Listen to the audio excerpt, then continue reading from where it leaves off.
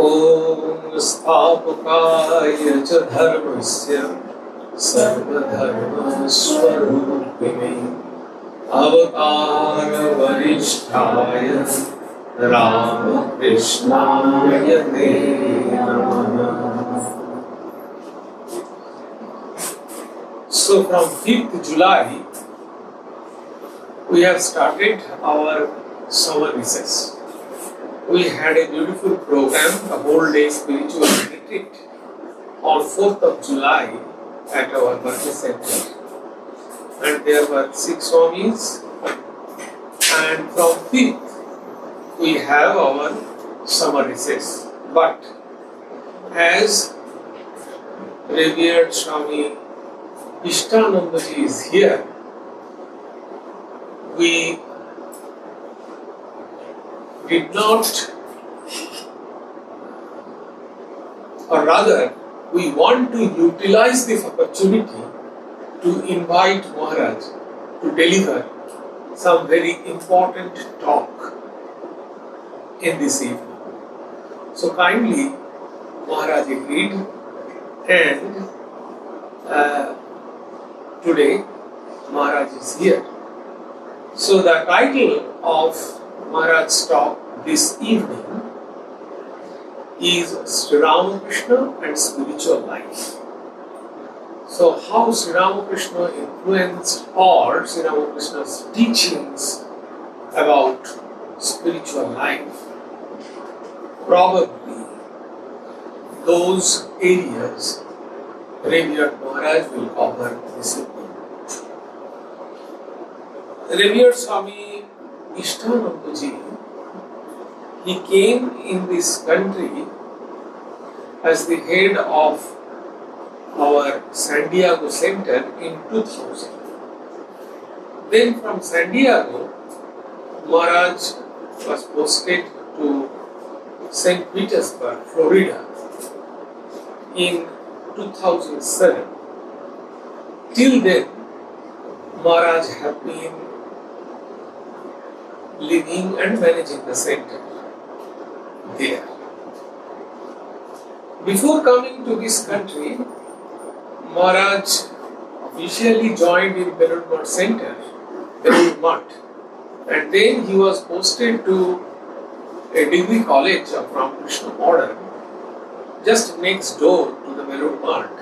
It is called Ramakrishna Mission Vidya Mandir. Fortunately, I had the opportunity to serve as a monastic member at that college. And when I joined, Maharaj was there. I think few years after my joining there and before my joining, I had come across Maharaj at this center. Then Swami Ishtananda was posted to Cherrapunji Center as a head, and then he was posted to Along, Arunachal as a head, and from there he came to this country in 2000.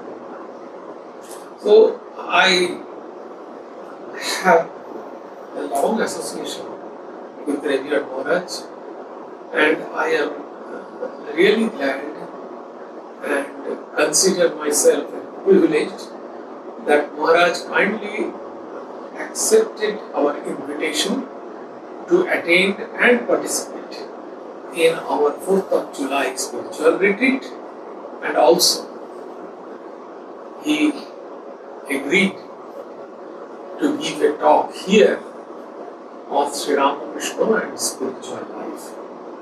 Tomorrow morning, Maharaj is leaving or returning to St. Petersburg. So, is the voice is clear or little louder? Can you please increase a little bit? The master. Hello? Hello? Thank you. So I think I have to move a little bit towards the microphone. That is the secret. Okay. Thank you. So without much ado, I request revered Swami Ishtananda Maharaj to deliver his talk, Sri Ramakrishna and spiritual life.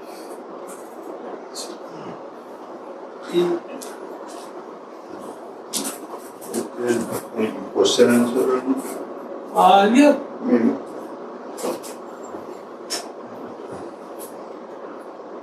Om Sthavakaya cha dharmasya sarvadharma swarupine avatar varisthaya Ramakrishnaya te namaha.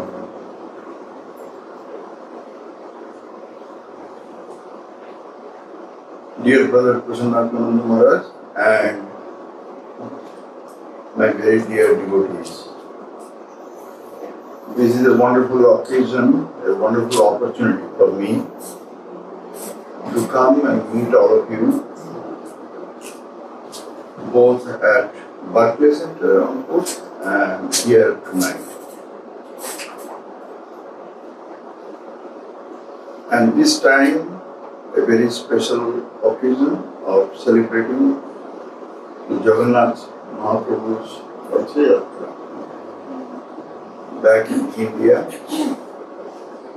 This is a very, very great and auspicious occasion at the same time. All of us, we should be always very, very happy and consider ourselves very, very fortunate. Those of us that we have come to know about Sri Ramakrishna and his entire entourage that he came, Holy Mother, Swamiji, Raja Maharaj, all of the great Swamis, and after them a plethora of great spiritual luminaries, saintly personality. At one point of time, for so many, a whole army of great spiritual personalities to arrive, to be born, and radiate their spirituality all over the world for people to absorb and be benefited, that is not a small thing. And we are also very, very fortunate to be not to be born during the time when Sri Ramakrishna or Holy Mother or Swamiji or Raja Maharaj or those great ones were there, and not be born close to them. I think most of you must be very surprised to hear to me this kind of thing. Because people say, oh, how wonderful it would have been, how unfortunate we are that we could not see them, could not be close to them, could not live near them.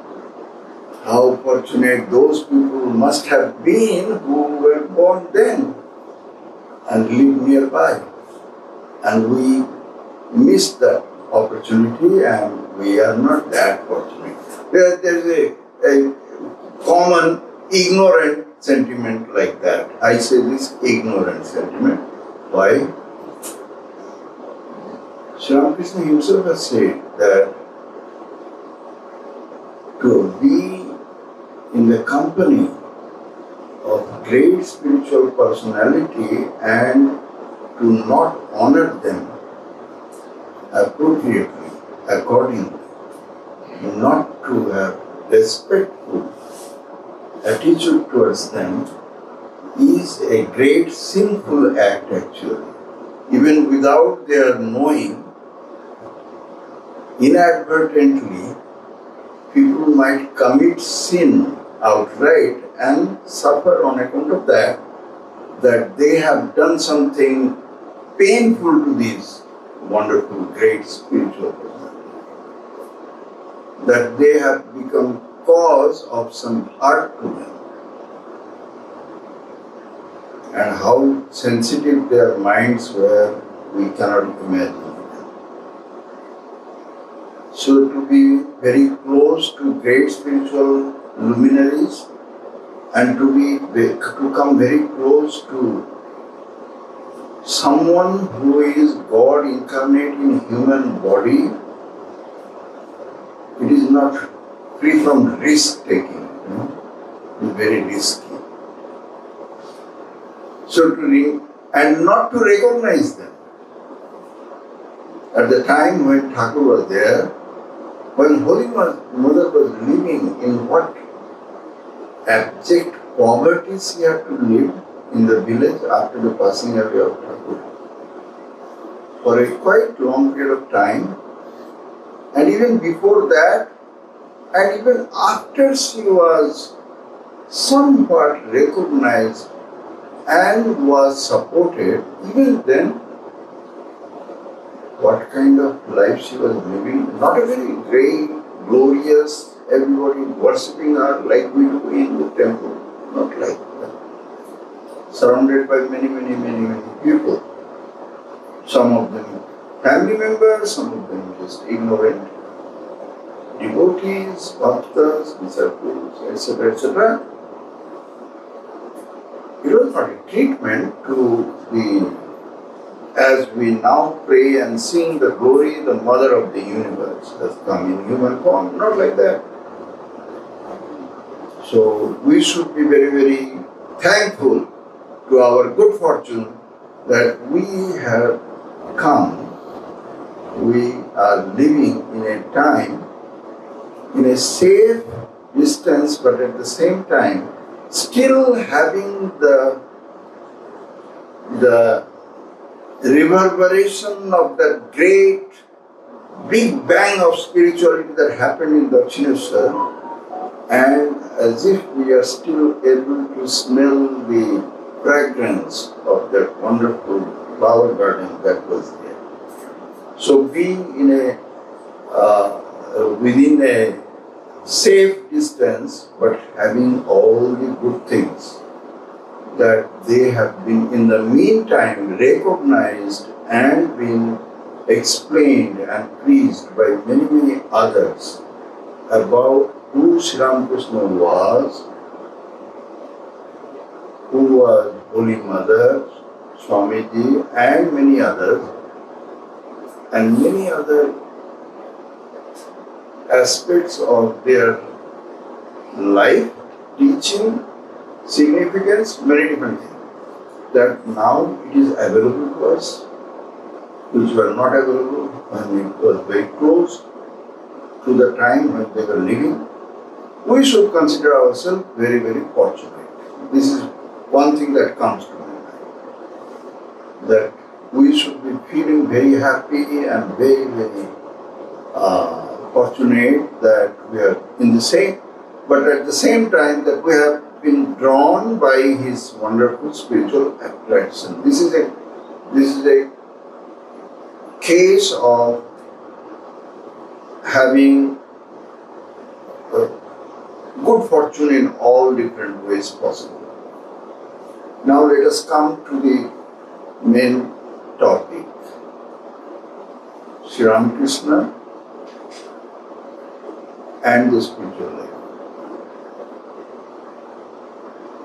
When we think about Sri Ramakrishna, and I am sure that all of you are here, the followers, devotees of Sri Ramakrishna. When we think about Sri Ramakrishna, then what we think about him? That he is the God incarnate in human body. That is Sri Ramakrishna, the God who had appeared in many earlier period of time of human civilization in different names and forms. It is the same power that had appeared in the name and form of Sri Ramakrishna there. And that is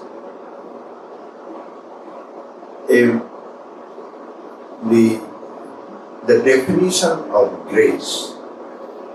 When we think about God incarnate, then it is the grace of God that is suddenly falling on our head. It has come. And this grace that again allows people to come back to the main track. Whatever God in the Sri Krishna version, in Sri Krishna avatar had given in very precise and clear words that the purpose and the timing of the appearance of the Lord in human body, that is the God incarnate, his definition is about the reigniting the spiritual emotions in our heart, reigniting. Things have become cold and people have lost the track and the clue of the purpose of a human birth. And in the name of religion, whatever they are doing and whatever life they are leading is a kind of a shame and a wastage of their time. Perhaps they are going on a wrong and perhaps the reverse direction in the name of religion. It is then that the God comes back in human body to help people to come back again and find the right track. The examples here given, one of them is very appropriate. Like there was a trek through a very thick forest through which many people had crossed the forest, but on account of not being used for a long period of time, again the shrubs and the forest covered the whole place, and it is all next to impossible to even again find out how you cross this forest through and what is the route. The trek is lost. Then there comes someone who has got the ability and is strong enough to cut all those shrubs and all those overgrowth of the forest branches to again rediscover the path.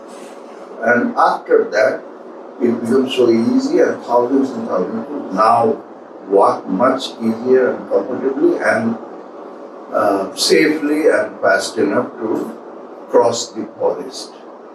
So samsara, or this worldliness, our entire limitless life cycles through which an individual soul, the Jivatman, has to live through and pass through, this samsara has been given these two names. One is Sagar, this is the ocean. To cross the ocean as this next to impossible. How you cross the ocean without the help of a boat. Even then it will take a very long period of time, and you need the direction and all these things, and safety is another concern. And another similarity is given with the Aranya, Samsara, Aranya. It is a forest. So when God incarnates in human body, it is a grace. This is a grace. People talk about grace. Why I am not receiving grace? And Lord have graced on me, showered grace. This is the grace. When God incarnates in human body, that is the grace. It is a spontaneous and unthinkable amount of pouring of grace on human society. That is what happens. That is Sri Ramakrishna. So he gave, when he came, he opened that channel once again, which was lost. Lost in the sense, not that there are no temples anymore, not that people are not going to practice some religion in their own particular ways, but it was misunderstood or without enough clarity or the right kind of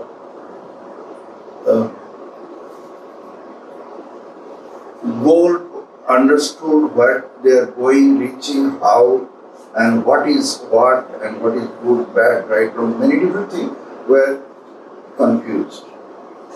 And that confusion had to be again removed and the right direction to be provided in a way that becomes easier and simpler and understood by the masses in their language. And that is what Sri Ramakrishna did. So when we talk about the spiritual life after Sri Ramakrishna, it is about the clarity of religion, what religion is and how we live that religion. Now when we think about that, if we have to talk about what he gave to us, what he said about our spiritual life, then it is not very simple and easy. There will be so much to talk about, so many different aspects of this religion and religious life. Religion as a philosophy, as the scripture, as the understanding, and another is the practice side. How we apply that religion in our own life and what we do there. These two aspects, these two areas, what Sri Ramakrishna said and what he has demonstrated through his own life, is not so easy to delineate in just very quick a few sentences or half an hour talk or whatever. It is not really possible. So let me just take up three things that appears to me very basic about what Sri Ramakrishna said regarding our spiritual life. Spiritual life begins with and also ends with what is known as faith. Faith is the starting point and also end. Rightly enough, many different religions, they talk about the faith. Faith is the most important thing and faith is everything. But the idea of faith, which must be there for a beginner in spiritual life, or it's anybody who wants to start the spiritual life, live a spiritual life. Faith is a starting point, but that faith is not the same as the faith which one achieves after the realization of the supreme truth of God, whichever form a person is pursuing the religious path. Dualistic, non-dualistic, qualified monistic, or any name you call it.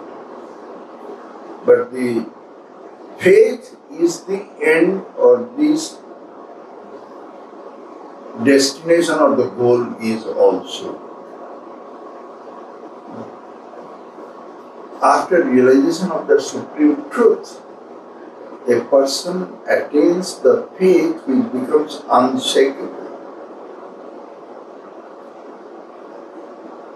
which after realization of truth only that faith can come, which becomes unshakable.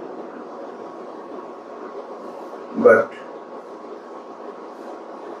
without faith, a person cannot start, even the first step cannot be bigger. Nobody in this world, and we know that there is a whole lot of people in this world who are not considering themselves religious at all. There will be a large number of people who question about the authenticity of this concept of there is a God there and this world is under His supervision or administration, or there is purpose of our life as a human being, or there is a destination to reach, or many, many different things that are the basic in a religious concept. There will be a large number of people in this world nowadays, they question about that, and they say that they are fine without believing anything, and that. So religion cannot be started even without having faith. And we find that when God incarnates in human body, then the greatest help He gives to the human mind is restoring faith in God. This is the wonderful gift of a God incarnate. The religious life cannot begin without the basic faith. The basic faith, we can compare it with the yogurt culture you need to start to make the whole pot of yogurt. You would start with a little bit of yogurt, and that is necessary.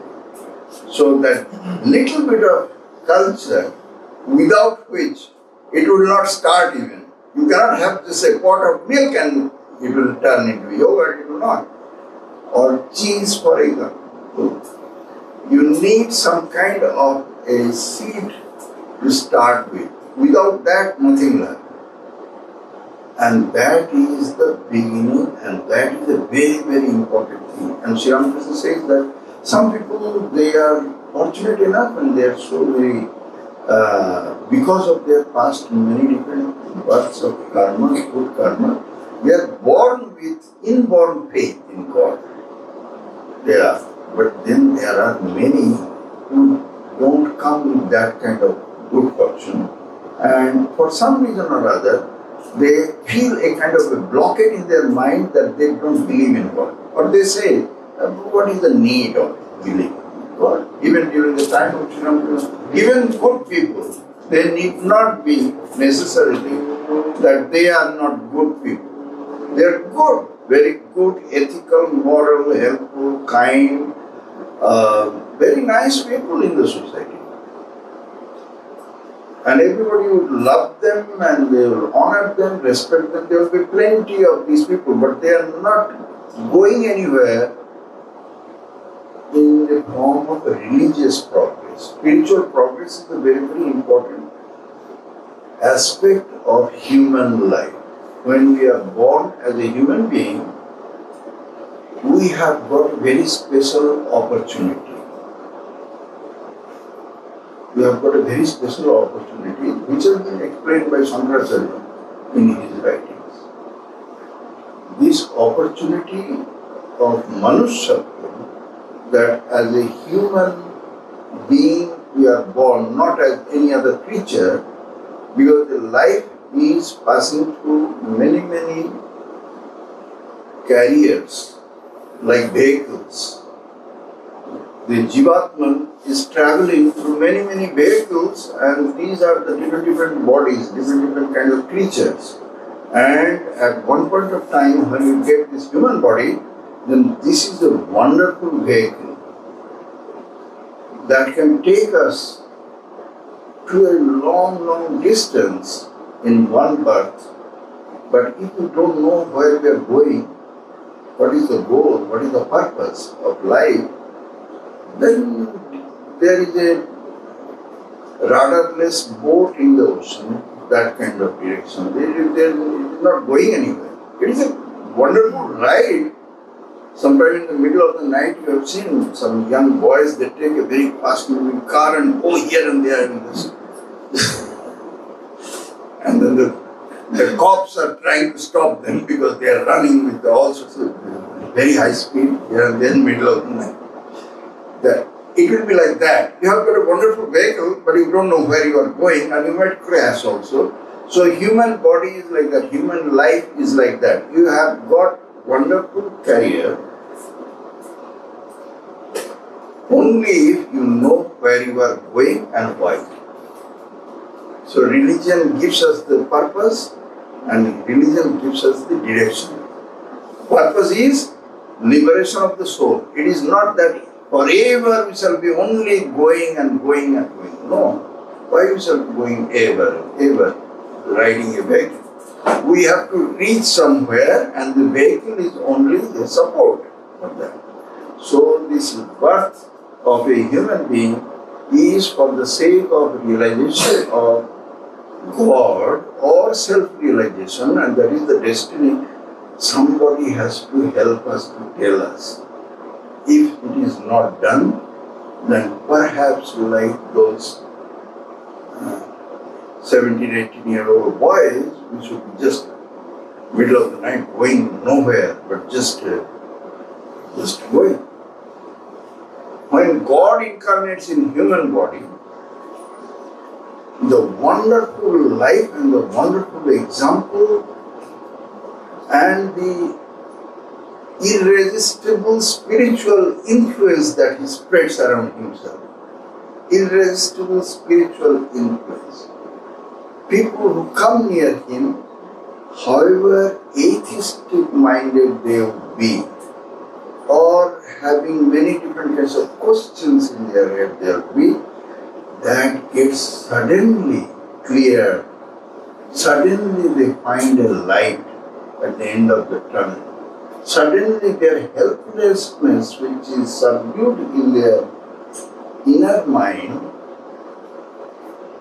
that is removed. Suddenly they find a wonderful help here available. We find in the life story of all the great spiritual dignitaries, we call them God incarnate, in the life story of Sri Ramakrishna, many were there. Several were there. Girish Chandra Ghosh was one of those wonderful examples. Who was helpless, who was rudderless. Very high class vehicle. He had all the wonderful qualities of brain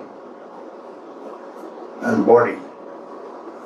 He was a really a heroic and wonderful person, but helpless.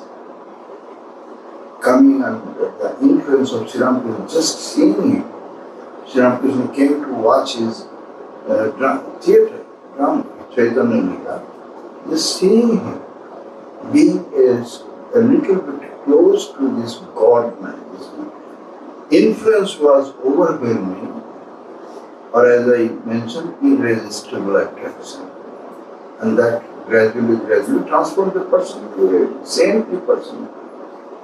So much so that he was offered a Gerua cloth by Thakur himself, and when after Swami Vivekananda returned back from America and Girish Ghosh came to see him, Swami honored him. He was but Swami told his disciples to make pranam to this man.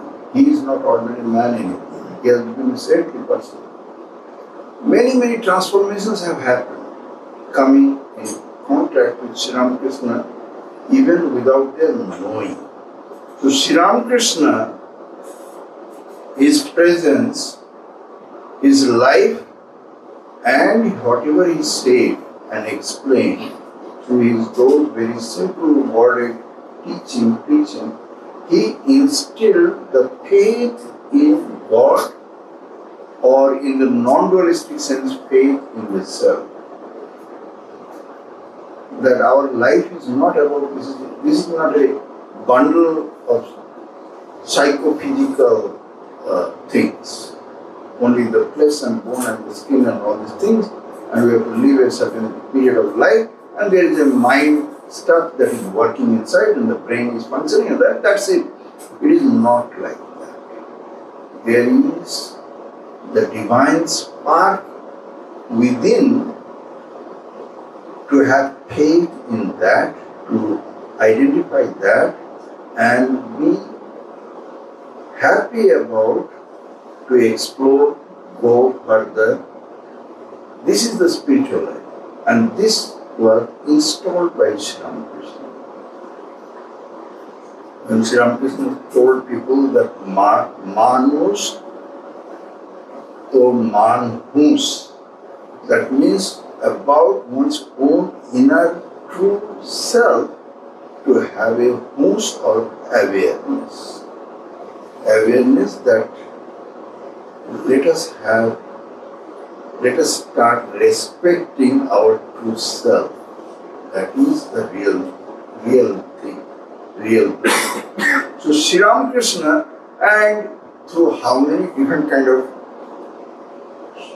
storytelling way, Sri Ramakrishna was known for his parables. Hundreds of parables, now and then he will be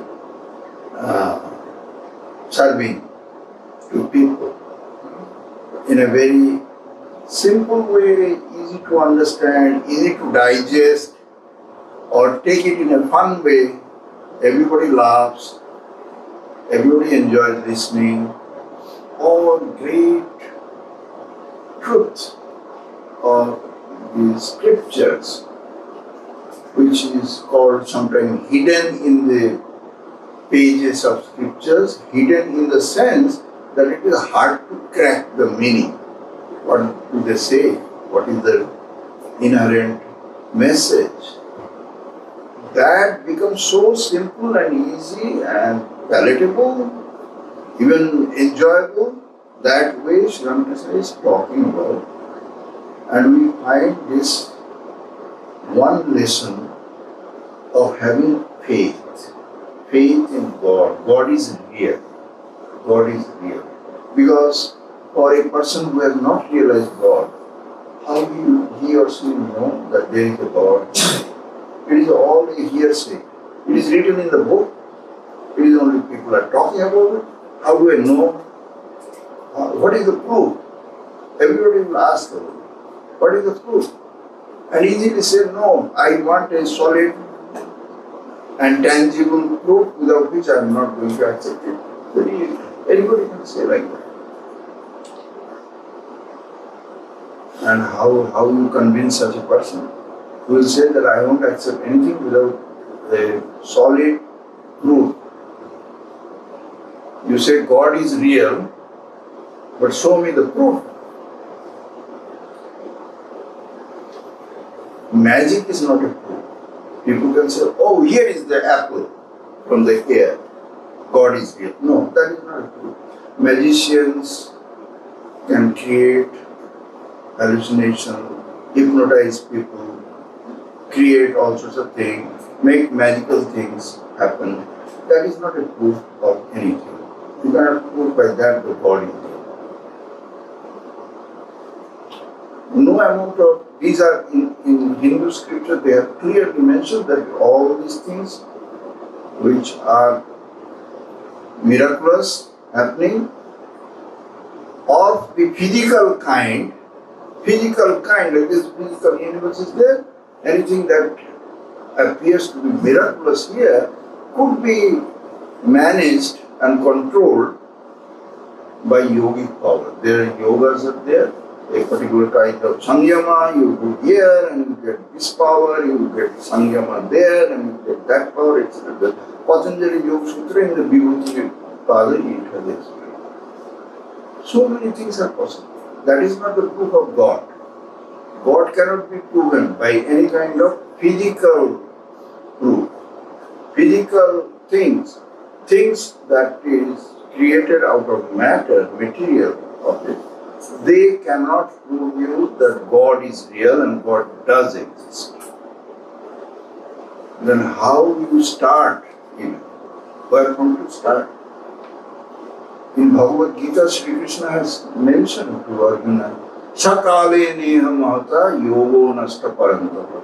I have spoken this to the previous rishis and all this thing, and he's told to so and so, and this continued for a period of time, but in course of time, kalena iha mahata, because of the great passage of time, that wisdom, that knowledge, that truth that was handed over from generation to generation, it got lost. It happens. So therefore the God has to incarnate again, because He is the Parama Guru. He is the teacher of the supreme teacher. Only He is capable of giving this message that God is real. And only when it appears and it comes from His mouth, and only He has displayed and He has demonstrated the truth of God, then it becomes so very irresistible a proof that people have to accept it. It is an overwhelming kind of proof of the divine that appears with the appearance of God incarnate. And Sri Ramakrishna gave many examples. Sometimes we will talk about from Bhagavatam, some story of Madhusudan Dada, the boy Jatila. He is afraid to go to school and he has to pass through a very lonely place. His mother says that don't worry, just call your brother Madhusudan is there. You call him and he is there. You are not alone. And we know, all of you have read the story, that how this small boy cries out, "Where are you, brother Madhusudan? I am very afraid." And then Lord appeared in the form of a young man, older brother. He said, "Why are you afraid? I am here." And he took him by hand and to the school, and every day he started crossing the forest very easily. And mother said that nowadays you are okay going alone to the school. He said, "No, you told me that my brother is there and I go with him every day." So Sri Ramakrishna has taught, and this is just one example. Sri Ramakrishna has given a long list of many examples, and he said that you have got the faith in God like the simple faith of a child.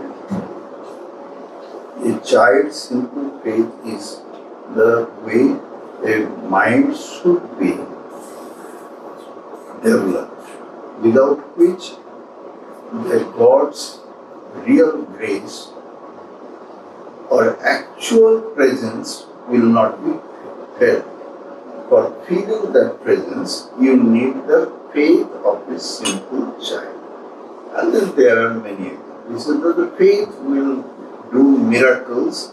He says that story of Vibhishana writing the name of Lord Rama, Om Rama he wrote, etc., and put it as a knot at the end of the cloth of the person who had to cross the ocean.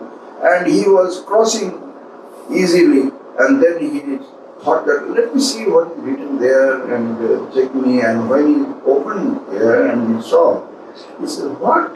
Only this much?" And as soon as his faith was reduced or doubted, he was drowned. This is the story goes in Ramayana. Many stories where Sri Ramakrishna has tried to inspire people's mind, but the real inspiration comes from the actual observation of the God incarnate in human body. The life story of Sri Ramakrishna is the best inspiration. And then from there, starting point people can get. The faith in God, having faith in God without any doubt anymore, no more question necessary, we can start. Second thing that we find about religious life in Sri Ramakrishna's life and teaching is about his solving this riddle or the question, the complex question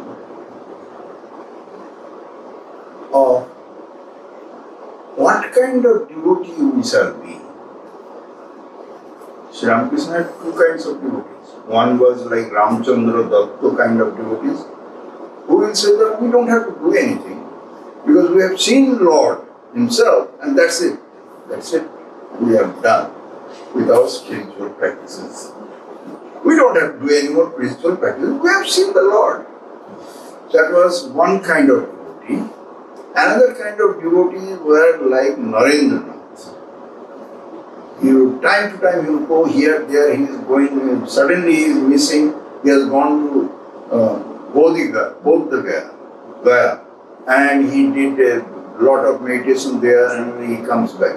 Another time he goes somewhere. Sometimes he will inspire his other brother monks, let us do meditation whole night under this Panchavati, etc. etc. So he is not rested or he is happy or satisfied about anything, though he was being fully graced, protected, loved by no other than the God incarnate Himself. All the blessings were on his head, but he was not giving up and not resting. He had to keep trying, keep doing. You have to get everything. Until then he is not stopping. This is the two kinds of devotee that Sri Ramakrishna has explained. One is that one is baby monkey kind, another is kitten kind of devotee. The kitten kind of devotee, they don't care about anything and they don't know anything, and therefore they just keep waiting for the mother to do everything that is necessary for it, and it only can say meow meow. That's it.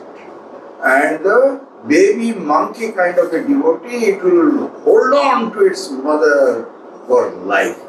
And mother will not hold the baby. Mother is jumping from this branch to that branch of the tree. And the baby knows very well that if his hand slips a little bit and he falls, then his body will be crushed, he will die. So baby monkey is one kind of a devotee who is continuously and ceaselessly throughout his or her life will do his best in the spiritual practice and prayer and everything. All the austerities that is known to such a devotee, he will perform. And he will not give up. He will do everything, each and everything, and continuously do. This is one. Another is those who say, we are Lord's devotee, we have taken initiation, and now I don't have to, my Guru will do everything. I don't need to care a lot because I am fully protected. And that is one kind of a devotee. They will say grace. They will say that is it not mentioned in the great scriptures like Bhagavatam that without the will of God, not even a leaf of a tree can move? Is it not written there? So what can I do? There is no free will there. There is no free will. Everything depends on God's will. God willing, things will happen. It is not in my hand, it is not in anybody's hand. So it is only God's will that will make it happen. God vision, realization of God and everything, it is not God's will, it depends on God's will. We are only waiting for God's grace. So there will be one kind of mind, they will say like that, And as I mentioned, great devotees of Sri Ramakrishna, there were some such. Like Ramchandra was very famous of this group. Sri Ramakrishna came and he solved this riddle. He solved this riddle. Because this was from the scripture, like Bhagavatam and other places.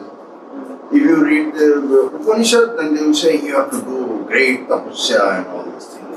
And if you read Bhagavatam and other bhakti books on devotion, then it will say, you have to just depend on God's grace. If you read the Yoga Sutra, there is no, you have to do Sama, Dhamma, Uparati, Tiricha, everything. Sama has got 5 more, Ahimsa, Satyasya, Brahmacharya, Parigraha, and Dhamma has more 5. And all these disciplines are important and you have to do it to the perfection without which you are not going anywhere, getting anything. They say, and then there are the other devotional books, just pray on God. Chanting God's name only once will cross you through the ocean of samsara. Just chant His name lovingly once. His grace will save you. Now, these are contrasting messages. Sri Ramakrishna came and he solved this very difficult situation. How to solve these two different groups. Both have got their strong arguments supported by scriptures. Sri Ramakrishna and later on Swami Vivekananda, they pointed out that are you really a chicken kind of a devotee, fully dependent on God's will?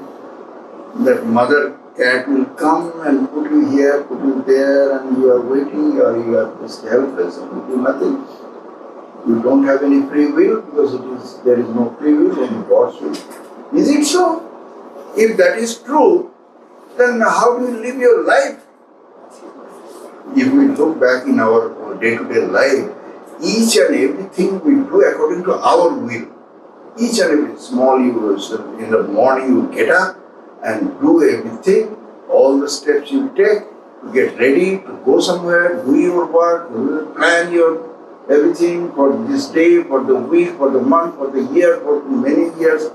You do everything according to your planning. You don't wait for God's will to happen. Who does it?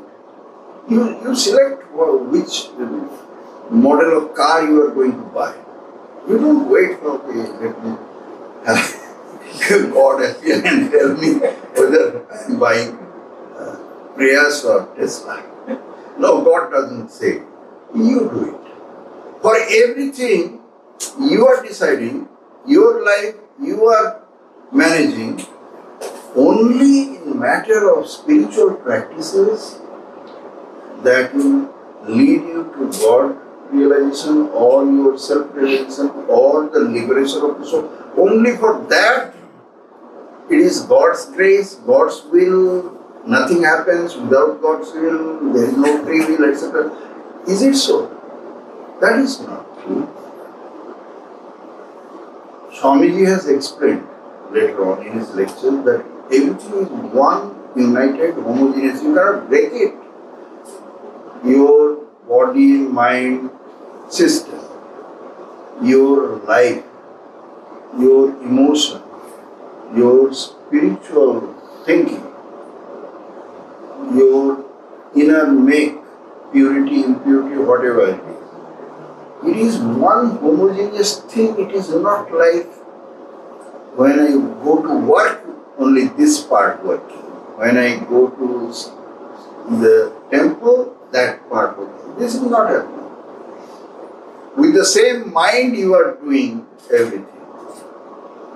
It is one continuous, homogeneous life you are living at any point of time.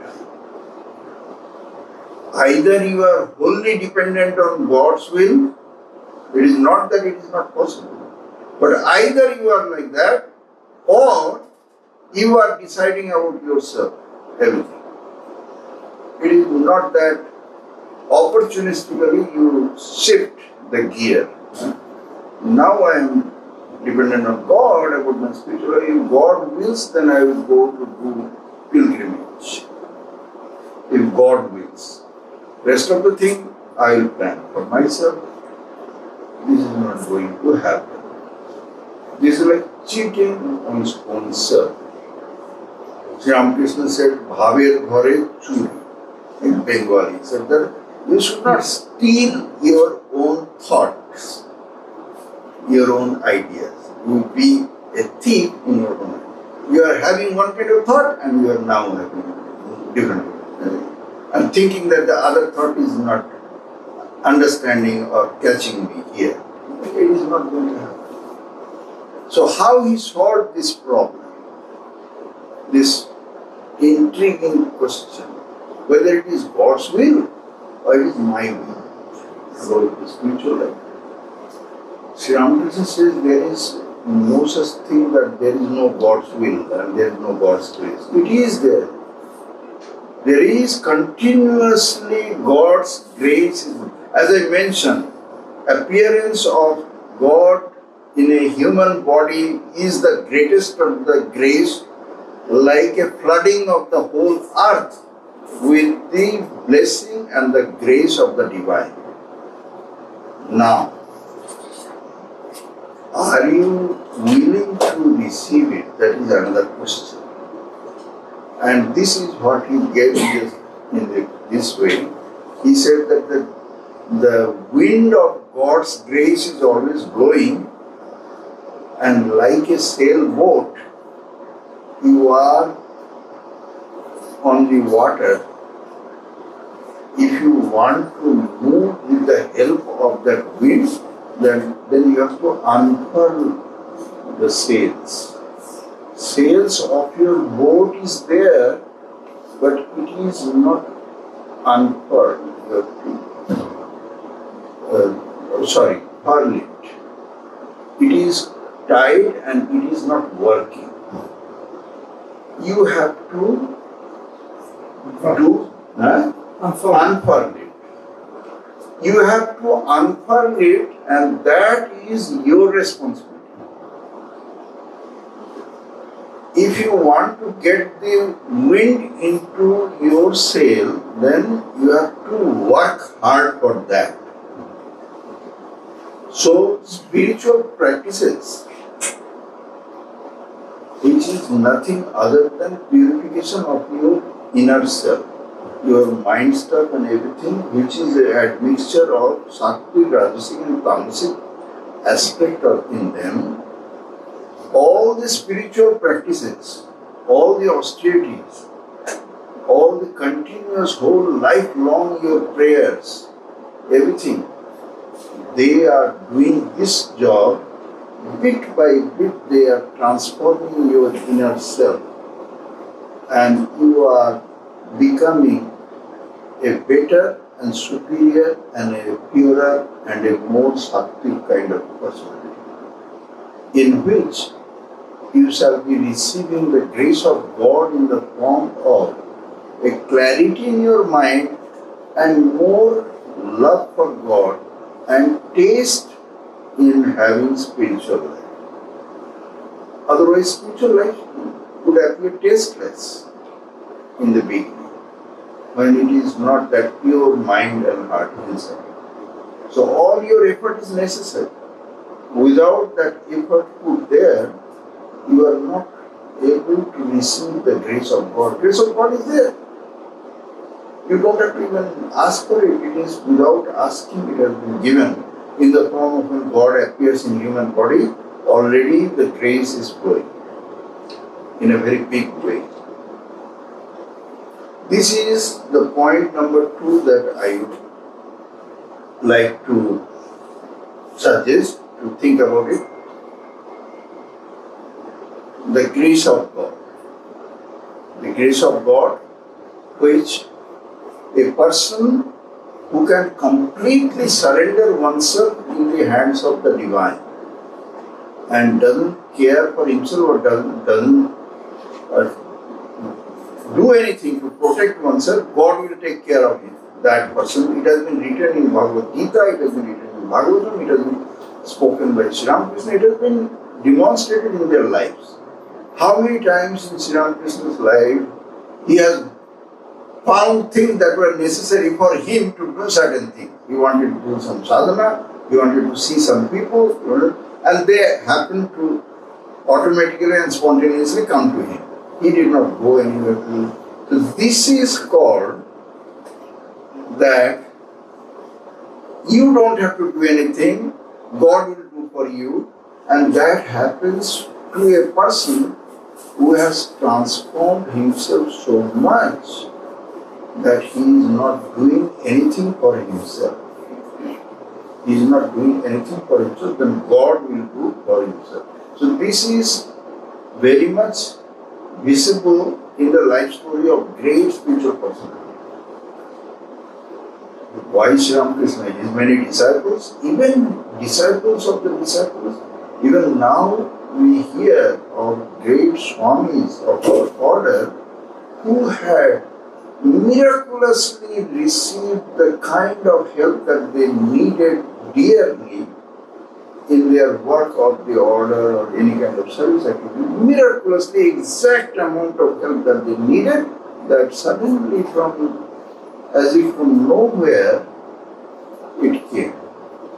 And I personally have heard incidents of some such miracle things happening from the Swamis, senior Swamis, in their lives. So what to talk about Sri Ramakrishna or Holy Mother of Swami? Swami Vivekananda, he was traveling by train when he was like a mendicant monk, wandering monk, and then he was very hungry and thirsty. And the family was sitting next opposite bench, and they were eating and drinking, and they were not very sympathetic to a wandering monk. Under the influence of the colonial rulers and missionaries, they thought that these vagabond monks, they are a kind of parasite on the society. So they were also of the idea, and Swamiji did not mind.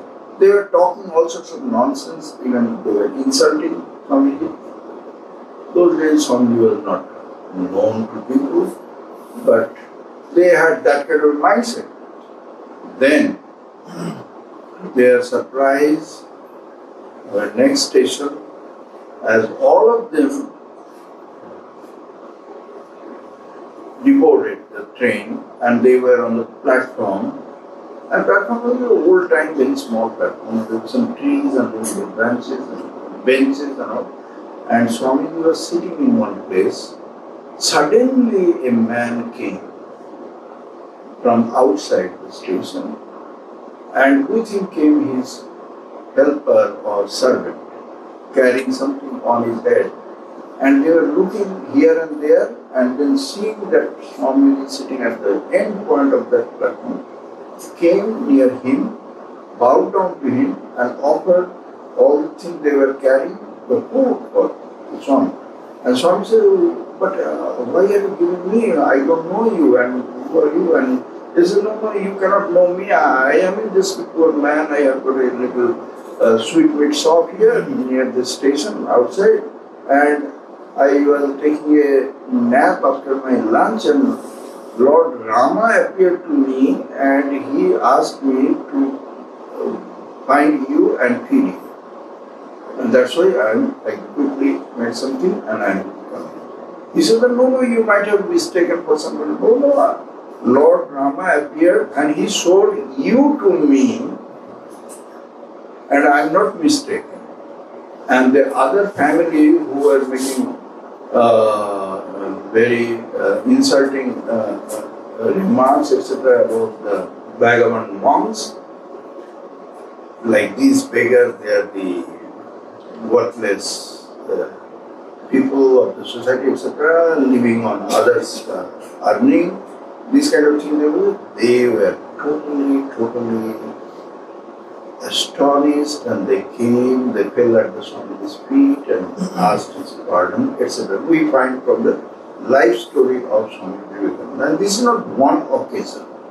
There have been several occasions in this story of not just Swami, several others also. So it is true that God's grace just spontaneously, without asking, it is coming to people who are like kitten. Kitten means they completely have surrendered themselves in the hands of the Lord. Lord's will only can move them. They are not planning their own anything. When Swami came to this country, how the story goes when he went to Tamil Nadu, those days Madras, and people were collecting fund to send him to another, and he said, no, I don't know. I have not been asked by God or my Lord, I don't know. So they said, but we have already collected some money. He said, we will give it to the poor people. Distribute it to the poor people. I don't need the money. Until and unless the will of God is very clear and visible to him, he is not going to do anything. There are wonderful stories in the life story of Swami Brahmananda also, that he is waiting and after 2 days, suddenly he said, okay, now you come and I will give you initiation. And he said, sir, I have been waiting for 2 days, why you made me wait for? He said that I was not seeing Thakur come and tell me first whether to do this or not. That's why I. He said, so you are doing always all this, giving initiation or only after Thakur appears to you and tells you? He said, yes, what else? Now those kind of thing, those kind of life, only they are fit to say that not even a single leaf of the tree will move without the will of God. God's will, thy will be done, my Lord. I am only an instrument in your hands and you do whatever you want to do with me. Only they can say. Rest of the people who have no clue and who have no such feeling and they cannot wait for God's will, they have to plan their own life. Otherwise they think that it is very risky to not plan my own life. For them it is not. We have to prepare ourselves to be the right kind of recipient for greater and superior kind of God's grace. Already we have got God's grace. As I mentioned, God appeared in human body. We have heard about Him. We have been attracted to His name and His wonderful story. And we are already started a little bit of loving Him. This is a wonderful grace. But we have to start from there and move forward. So how do we move forward? This is the third and the last point I will say before I go. What was the practical suggestion that Sri Ramakrishna gave to people to live their spiritual life? Of course, you have got somebody is on the path of devotion, somebody is worshipping Krishna, somebody is worshipping Ganesha, somebody is Lord Shiva, Mother Kali, everything, or the formless Brahman meditating upon, etc., etc. That is I am not talking about. I am talking about living our life on a day-to-day basis. The practice of religion every moment in the light of Sri Ramakrishna's teaching. What could be that? Now, we know and we always talk about that Sri Ramakrishna was the prophet of harmony, of many different kinds of harmony. Not only about the harmony of religions, that he spoke in his simple Bengali word, Joto Mat, Toto Path, as many ways, so many paths to reach the same goal. Ruchinam Vaichitrat, Rijuputila Nana Prathajusam, Ninam Eko Gamya, Onusipayasam Arnavaiva. from the Shiva Mahima Stotra, or other many different places, that Lord, you are the only one place or only goal or only one end of all the souls. Maybe they are walking through many different paths, but eventually they will reach you. It doesn't matter which path they take, all paths will reach you, the one. This is what Sri Ramakrishna has taught to this present day world in a very major way, very powerful way. So we find that he practiced in his own life many different religious ways to realize the truth of God and realize the truth of God. Many different ways. And so he came back and he preached that, he told everybody that that is what I have realized and this is real. So don't be confused, you walk your own path and you will be the same. So he had the highest and wonderful, supportive, respectful attitude towards all the different paths. So within the Vedantic system of Sanatana Dharma, there are these three major divisions. Dualistic, that is Dvaita, qualified monist or Vishishtadvaita of Ramanujacharya, and Advaita or the non-dualistic path. These are the three different kinds of paths or attitudes that according to suitability people will choose and they will walk on those paths to realize the supreme truth. I am not going there. When Sri Ramakrishna came, there were much conflict between these different paths, each of them considering others to be inferior to them, and they will say, no, ours is the supreme one, that is the last and the highest. The rest of them, they are only on the way to our path you walk with. People are talking also with you, but Sri Ramakrishna came to this conclusion that these are not, that this is higher, that is lower or inferior. This is not. And then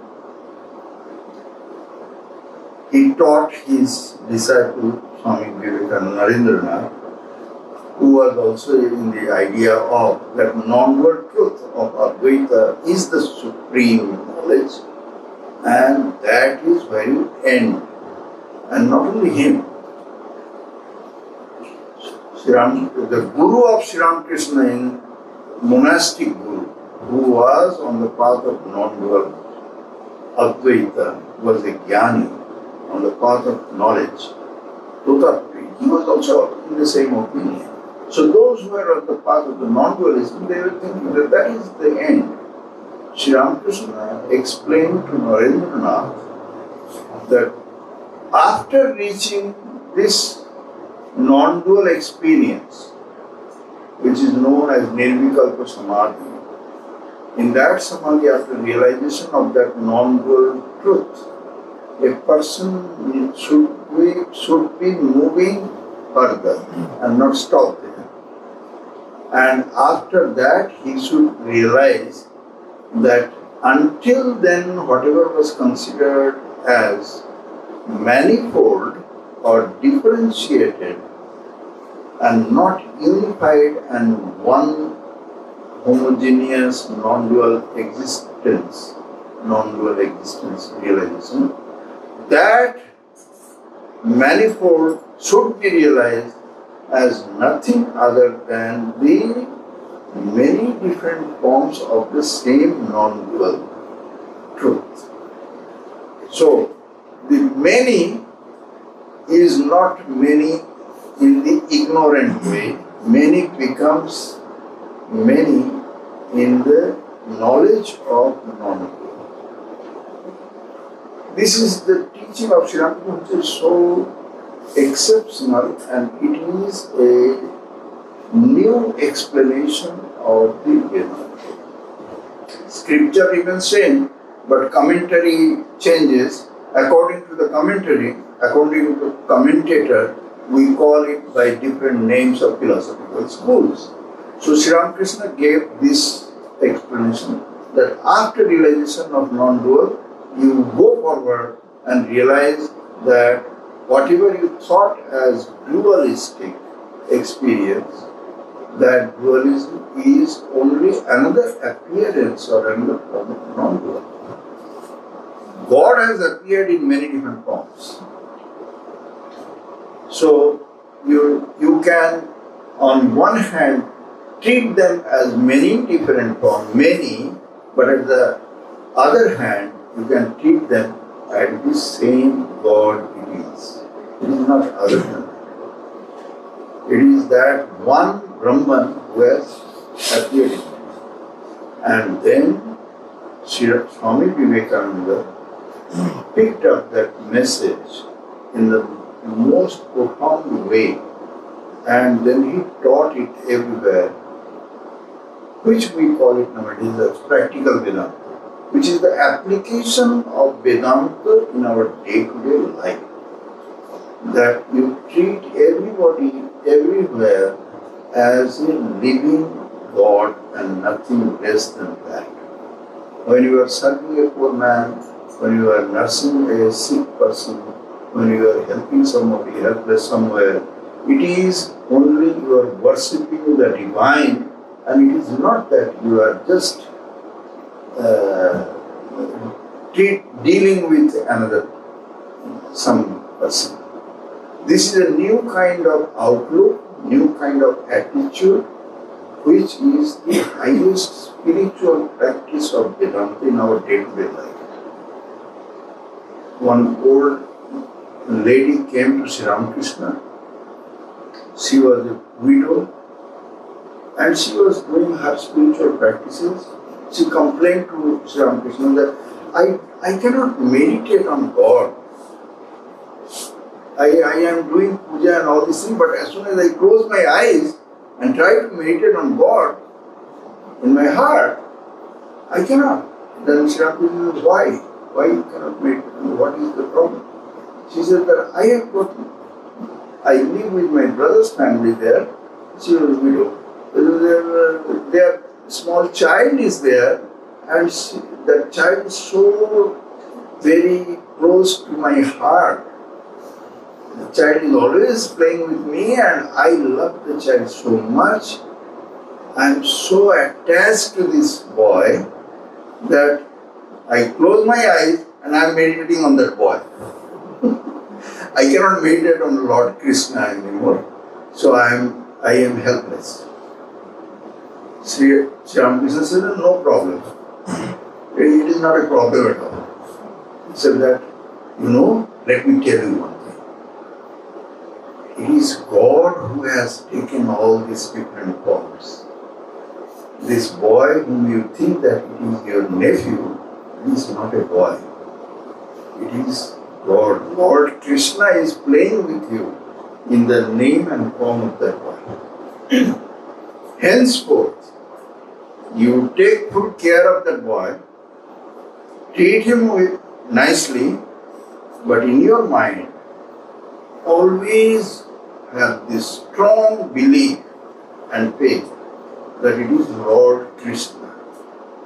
Okay? Go on.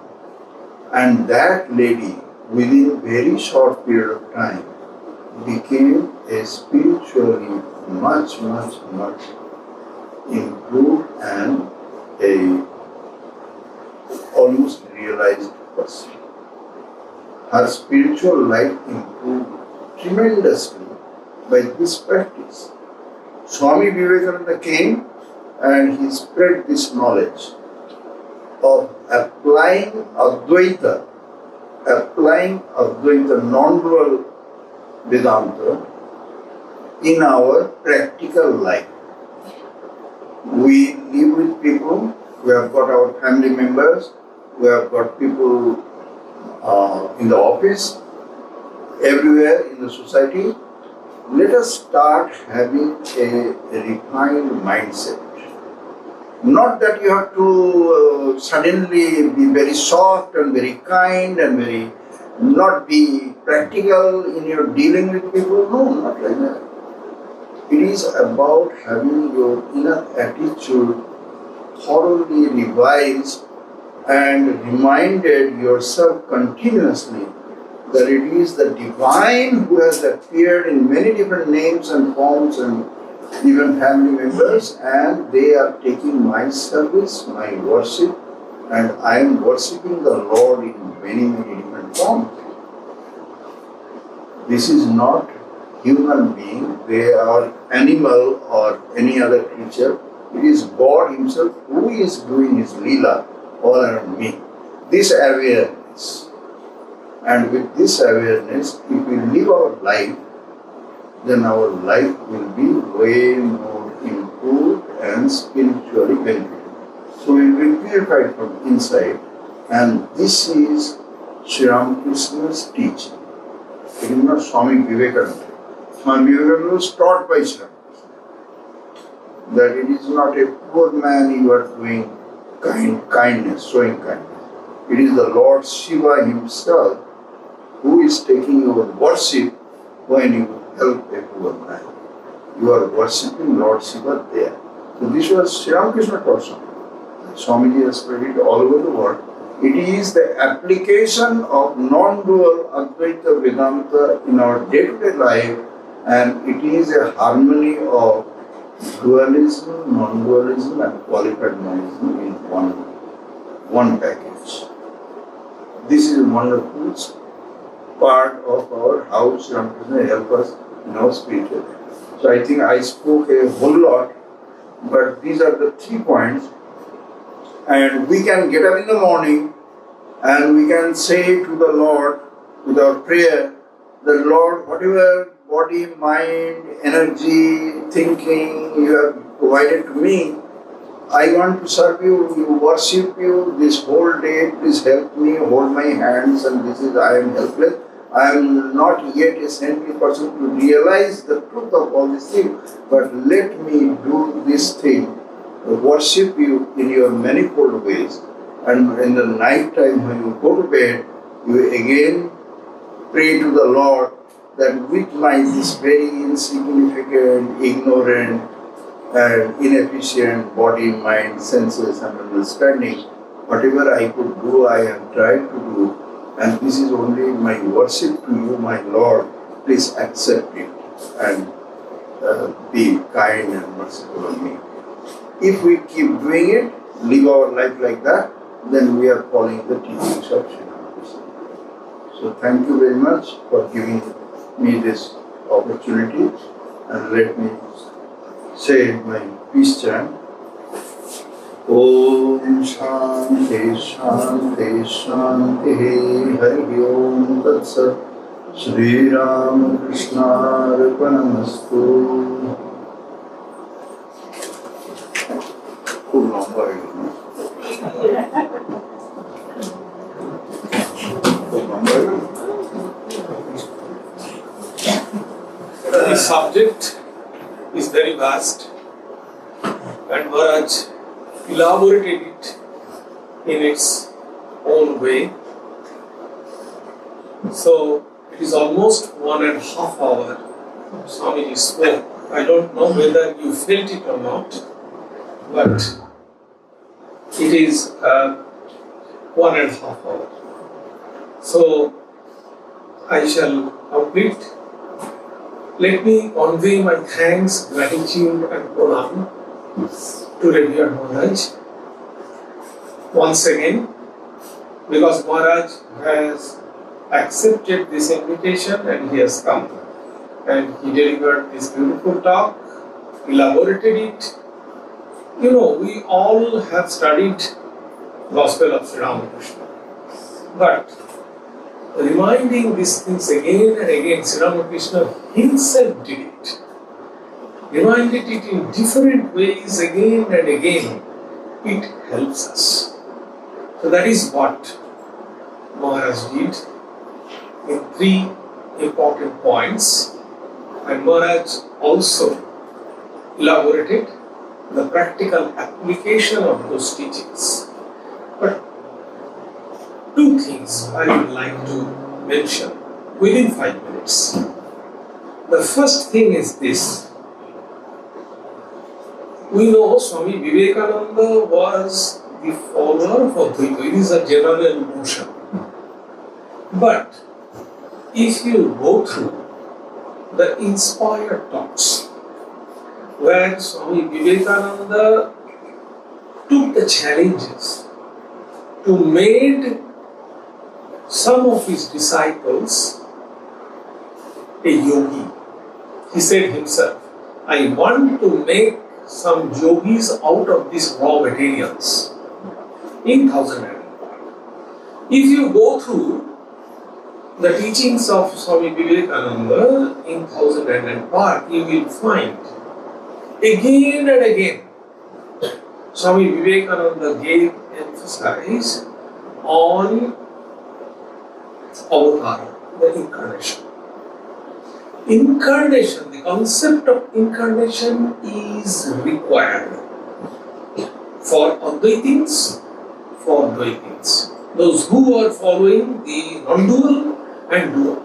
It is a completely wrong notion that in non-dualism there is no concept of avatar. This is first point. The second point is this. Is it true? Swami Vivekananda raised this question. In Christianity, the question was raised that is it true that God, we don't know God, we don't have any conception of God, that God takes the human form? How it can be? Swami Vivekananda said in the same inspired talks that word, the 5 sentences, the first 5 sentences of the Bible is the gist of Christianity. What is the 5 sentences? Word was God. How can the Word takes the form of human form with blood and fleshes? Is it true that God incarnates like a human being with flesh and blood? It is.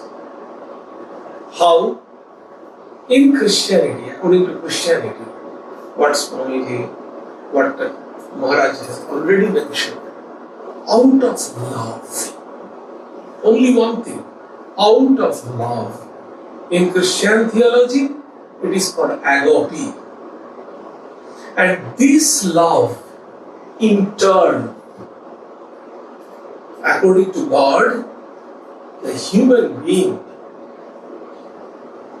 show to the fellow being. Man loves for man and God's love for man. These are the 2 types of loves in Christianity. And out of this love, God sacrifices. If you go through the life of Jesus, you can find Jesus sacrificed himself on the cross. The whole episode is this. Jesus sacrificed himself on the cross for the good of the humanity. For good of the humanity and out of love, God takes form of the human being. Christianity. Now what about Indian philosophy? Indian philosophy says the same thing. Go to the Purusha Sutta. In Purusha Sutta, that's the most ancient sutta. So, it is in the Upanishads, in the Rig Veda, and it is non-dual. So, in non-dual also, we find the concept of incarnation. In Purusha Sutta, it is said that God, the Brahma, sacrificed himself on the fire.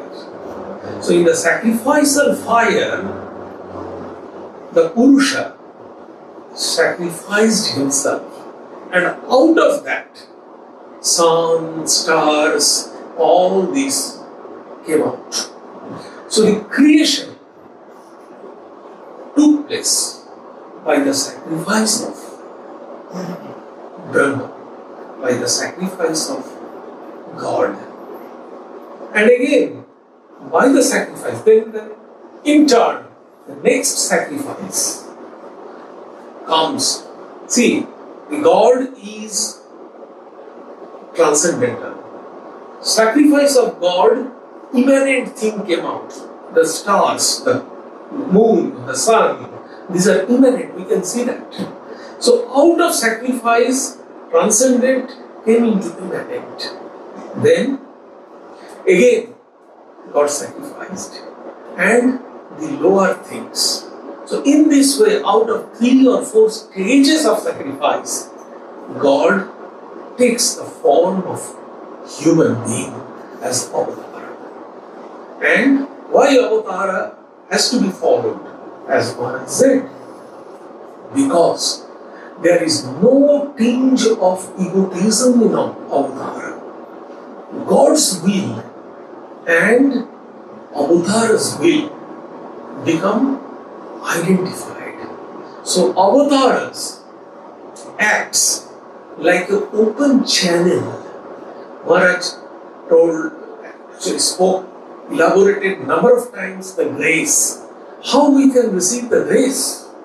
Through avatar.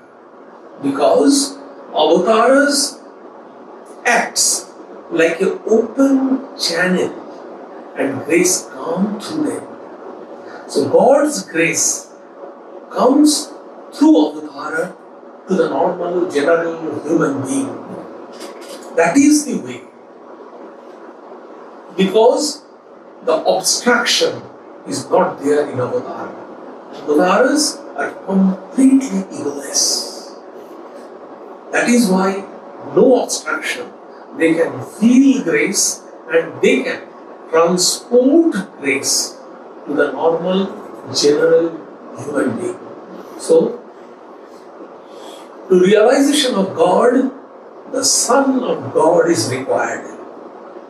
For realization of God, avatars or incarnation is required. That was the point Swami Vivekananda emphasized again and again in Thousand Islands, in his teachings to the inspired. And what Swamiji presented, Swami Ishtananda presented before you this important truth. That is why Sri Ramakrishna is important in our spiritual life and we should follow Sri Ramakrishna. Thank you once again to you because of this very, very short notice. You have come. We did not have any plan beforehand to organize this kind of talks. But however, I am thankful to you because you have showed up and made this lecture fruitful and effective. Thank you very much. 2-3 announcements. The first announcement is this. We have Samadhi but we will continue the Ramnam, what we do. Today is the first Sunday. So generally in every first Sunday of the month we do the Ramnam here. But today is the first Sunday, we did not do that. So next Sunday we will do the Ramnam here. And the second announcement is 27th and 28th July, we have the meditation workshop here from 10:30 to 4:30. So those who are interested, the seat is very, very limited. So those who are interested, you have to register online through our website. But those who have already attended, please don't apply because perhaps we cannot provide you because of this short space. And the last one is this. 2025 will be the 125th anniversary of Swami Vivekananda's visit to the Bay Area. Those who are living in the Bay Area, they are fortunate that 125 years ago, Swami Vivekananda visited this Bay Area. Not only that, we are fortunate that in San Jose, two direct disciples of Swami Vivekananda left their footprint in San Jose. One, Swami Puriyanandaji Maharaj. From here only, he went to Shanti Ashram from San Jose. So, and the second, Swami Abhedanandaji, he stayed in San Jose 2 nights. So, Sri Ramakrishna's direct disciples' footprint is there in San Jose. Above all, 125 years ago, Swami Vivekananda visited Bay Area. So we are planning to celebrate 1 year, a year-long celebration to commemorate Swami Vivekananda. I appeal and I request you all, please participate to offer your respect to Swami Vivekananda. Contact us, and we are planning in a mega way every nook and corner. Nobody will be left. Everybody will participate in this program in any way to show the respect to Swami Vivekananda. Thank you very much again for your participation. Prasad will be served here. Please be seated. The prasad will be served by our volunteers. Thank you.